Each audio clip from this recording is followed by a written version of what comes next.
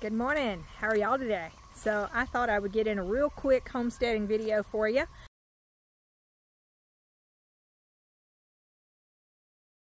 Y'all see sister out there. She just upset that I left her in the fence and didn't bring her out here. But let me turn this camera around to where y'all can see what we did yesterday before the rain hit. 100% before the rain hit. We got the garden started. Alright, so yes, we are tillers. We plowed and tilled and all that good stuff. But this is year 3 of this black plastic being used, and it is still holding up pretty good.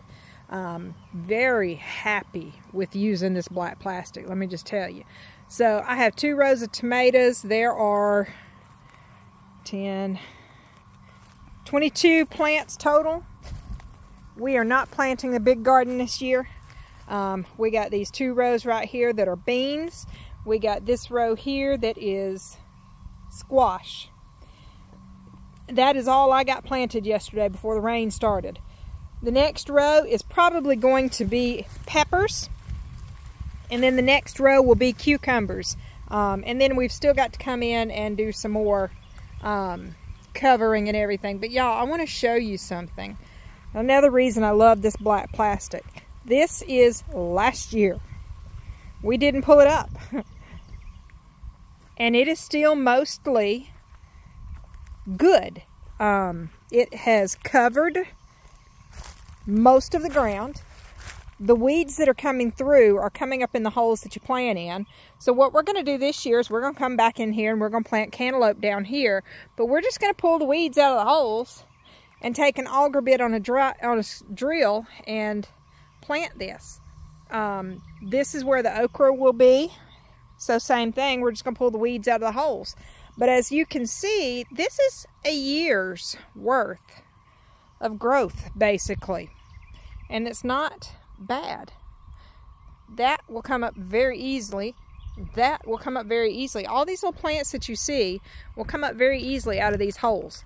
Now that flea bane down there at the end may not, but this right here, that'll come up easy, even though it's a big plant. And we'll just take that auger bit and, like I said, we'll drill into the ground and plant in it.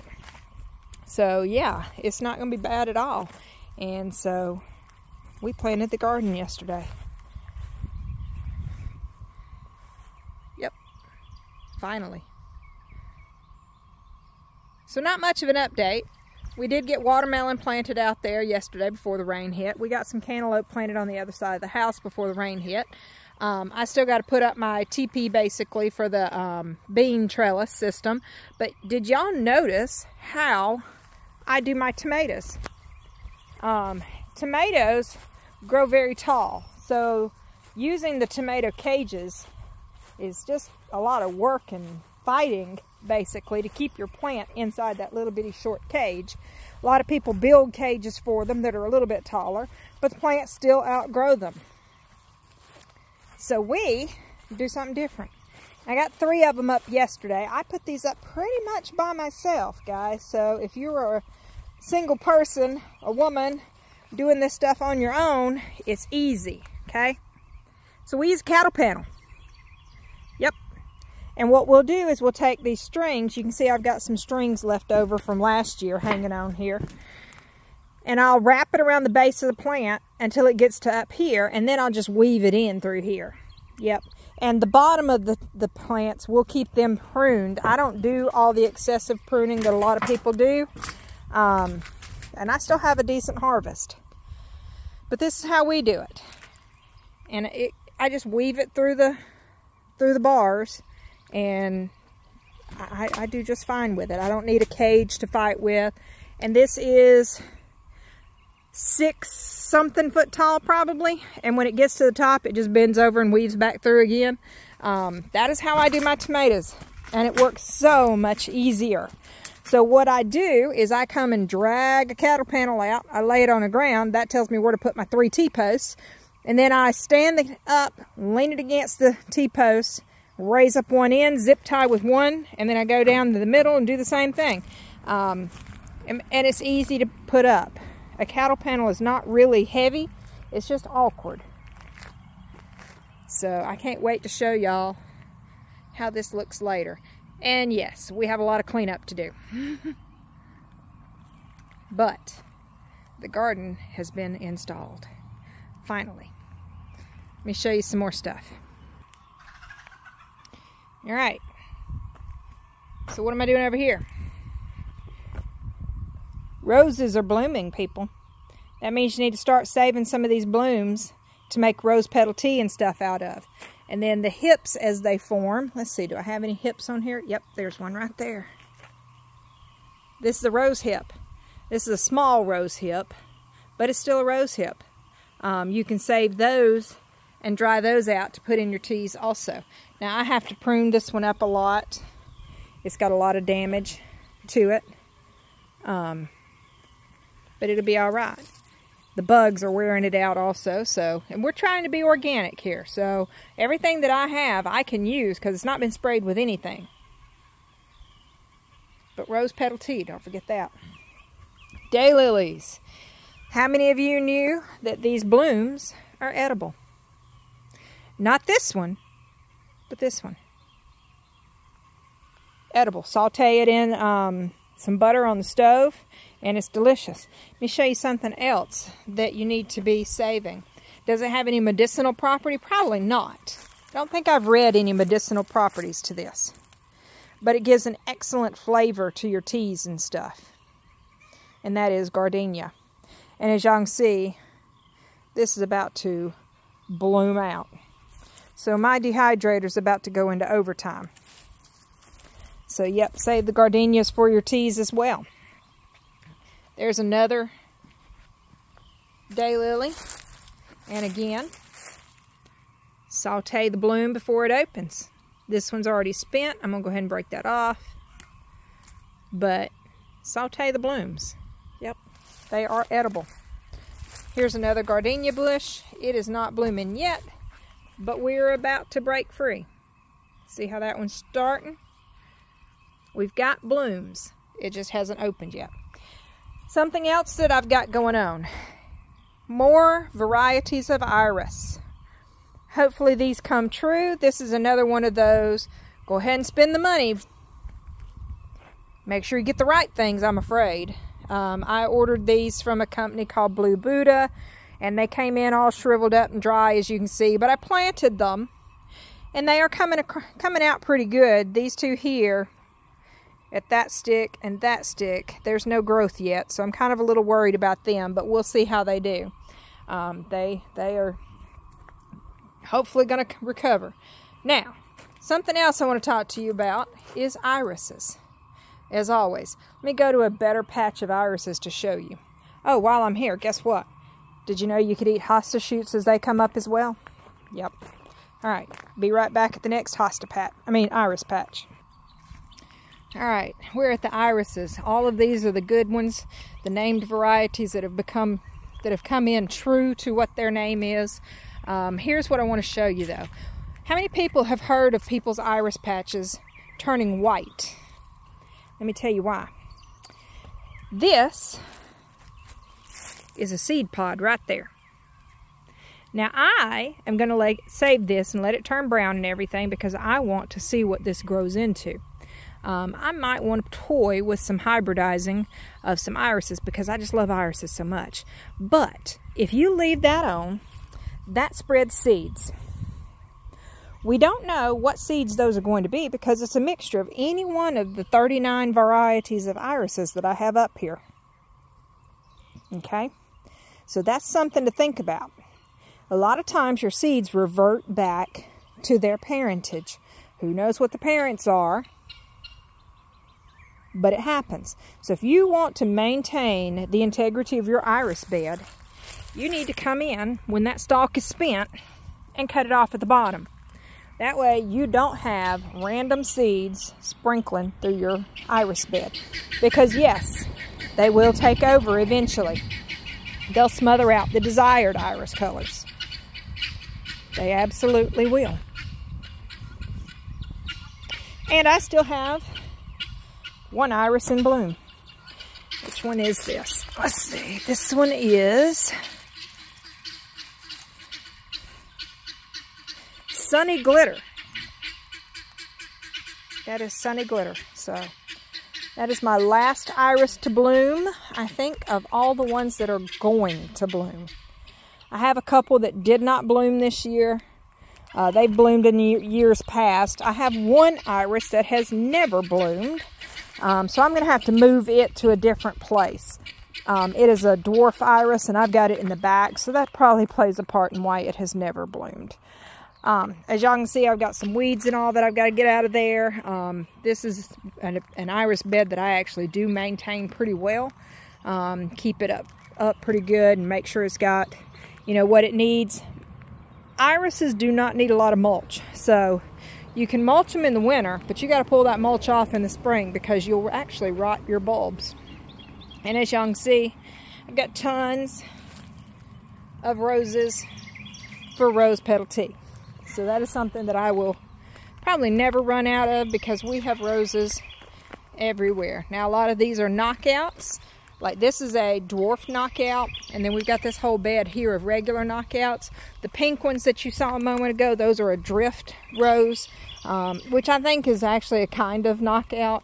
If not knockouts, it's based off of the knockouts. So, and as y'all can see, I've got a lot of deadheading to do in my irises. So, but what else have we got growing? Let me show you this. Y'all see this? This is comfrey. Comfrey is another very good plant to have.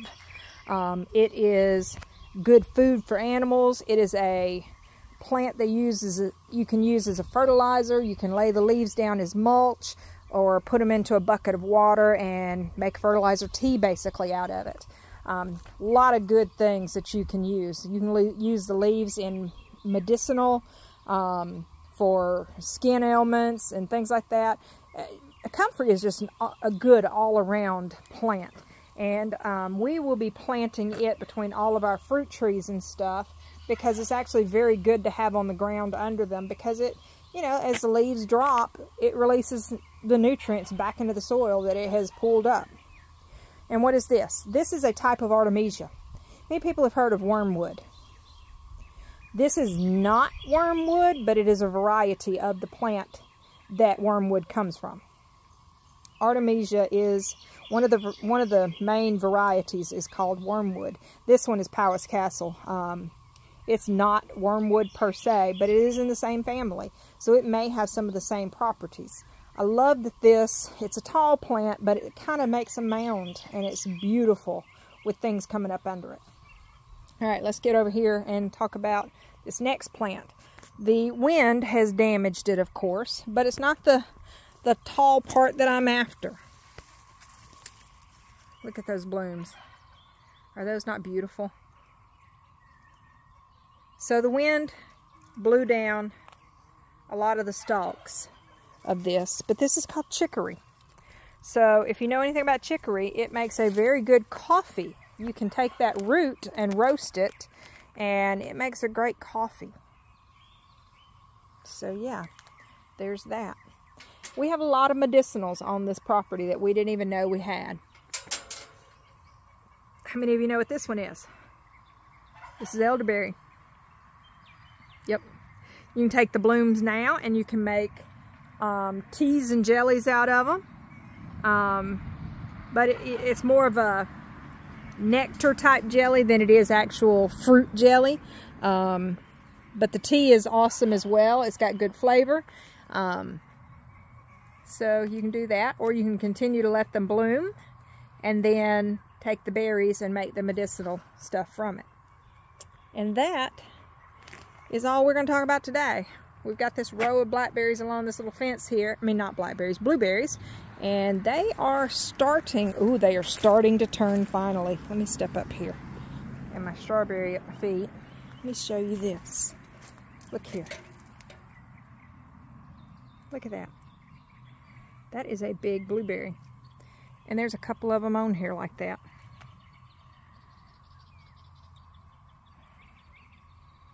I picked one a little early. But yeah, the blueberries are finally turning. So we have 11 blueberry plants along this fence. And then we planted probably 11 more out on the far fence. But let me just show you this that I just found as well. Look at there. Let's see, I saw one. There it is. Look at there. So my strawberries are finally producing. This is turmeric coming up. There's turmeric right there. These are two varieties that came from Auburn, I believe. So I'm just eager to see what they do. So far, they have just come up every single year and not missed a beat, but they don't divide very well. Look here. So something I recommend if you're going to grow strawberries is that you put down a mulch, because this happens without the mulch under it. See it? Yep. And when I say a mulch, I mean like a black plastic or something like that, unfortunately. Because your bugs live in the regular mulch, and you need to get your fruit up off the ground, basically. So, yeah. Sadly, I won't be able to eat that. So let me go ahead and toss that over to the chickens. And we'll go in and wash this one and eat it later. Alright guys, so if you haven't started your homesteading journey, pick something. Start on it. It's not hard. Every little thing you do puts you closer to where you want to be. If you don't have time, pick one little thing, add it. Just one. This is a sweet shrub. This is a seed pod from a sweet shrub, or the leftover bloom structure. I'll have to look up and see what parts of the sweet shrub is actually usable. I know they make an awesome smell and all that. House leek. 4 o'clocks. More irises, of course, my peonies. Wanted to show you one last thing before I sign off of here. And no, it's not the plants here. It's not the plants there. Although, isn't that a beautiful pink? It's not the hydrangea. It's this bush right here. This bush right here is a sweet shrub. And later this year, it will be putting on the purple berries along the stems of the plant. Right now, you can pick these leaves and make a distillate from them. And it's a good bug spray. Later, you can take those berries and make beautyberry jelly and stuff like that out of it. So, yeah, lots of things that you can do with little plants that you find everywhere. This one, we pulled it from the woods somewhere. Yep, I'm not telling you to go harvest everything you can find in the woods, but you can find these in the woods and harvest some of the leaves and leave the plant where it is. You don't have to have it on your homestead to use it, in other words. Just a food for thought there. I also have an Indian hawthorn plant, which I think has some medicinal value as well. We've got a little bit of everything here. But that's all I'm going to talk about today, guys. Wanted to let you know about the garden and getting it in, and the black plastic part of it, and how I trellis my tomatoes mostly, and also to make sure that you are deadheading your irises if you have named varieties you spent money on, or you have desired colors, or an iris variety that your grandmother or great-grandmother had and it's been passed down the family. Any of those type situations. Because if you let the seed take over, you'll lose that. Okay? Alright. So there we go. We will see all y'all later. Bye, guys.